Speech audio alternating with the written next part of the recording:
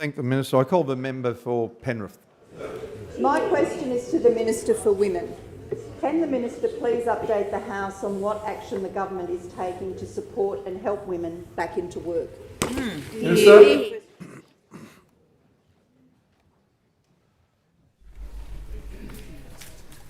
Thank you, Speaker, and thank you to the member for Penrith for that question.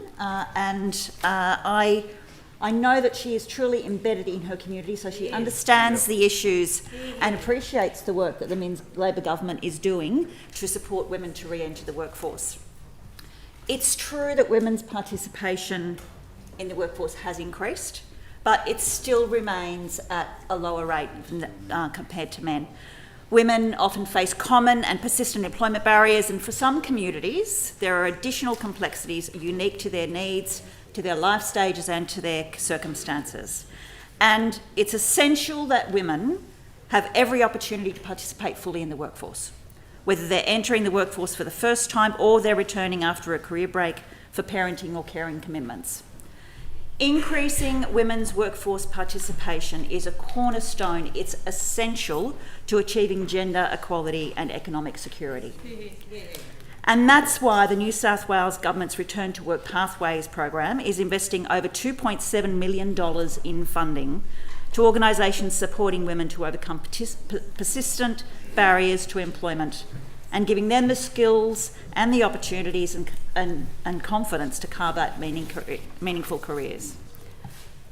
Under the Return to Work Pathways program, organisations are funded to deliver tailored wraparound supports to women experiencing enduring and complex barriers to employment, connecting those women to services, to training and employment opportunities. It'll support more than 1,000 women over 2 years to become job ready and to secure sustainable employment.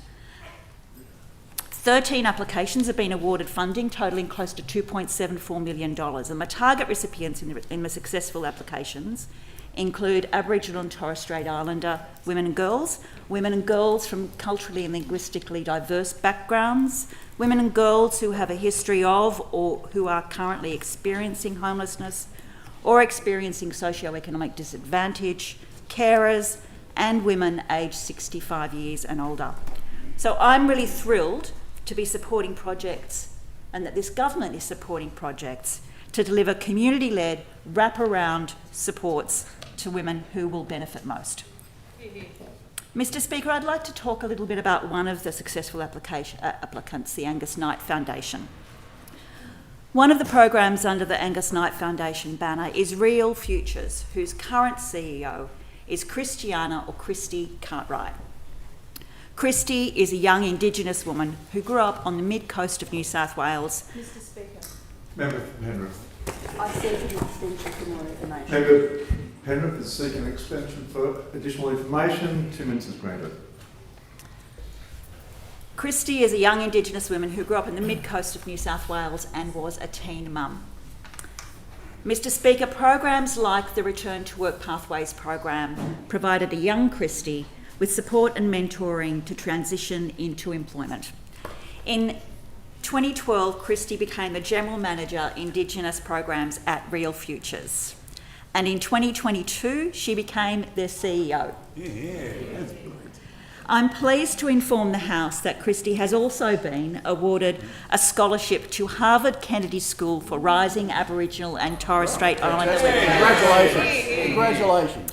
Mr Speaker, Christy is just one example of what programs like the Return to Work programs and more Return to Work pathways can deliver to women in New South Wales. And I look forward to hearing the success of more women like Christy through supporting Return to Work programs. And on Monday, just this week, I had the pleasure of visiting one of the successful organisations, the Too Good Foundation, which will be delivering the Work program, supporting women who have experienced domestic and family violence and homelessness onto the pathway to employment. Participants will be supported to become job ready with support from a social worker, coaching and training, along with meaningful employment in the Too Good Kitchen.